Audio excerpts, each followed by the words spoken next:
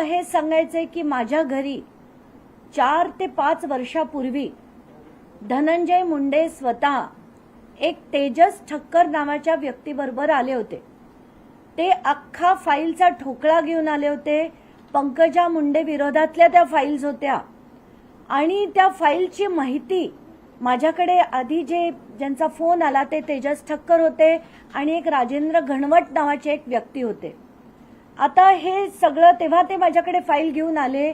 मी त्यांना व्यवस्थितपणे समजवलं की मी अशी कोणाची दिलेल्या फाईलवर कधीही काम करत नाही आणि म्हणून मी पंकजा मुंडेंचा कुठलाही विषय तेव्हा लावून धरला नाही.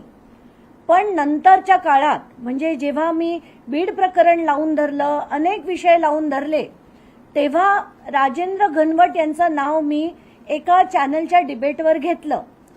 ते घेतल्यानंतर मोठ्या प्रमाणात म्हणजे इथे चेतन चिखळे नावाचा एक मुलगा बसलाय, त्यांनी माझ्याशी संपर्क केला आणि हे सगळेच्या सगळे शेतकरी माझ्या घरापर्यंत येऊन त्यांनी मला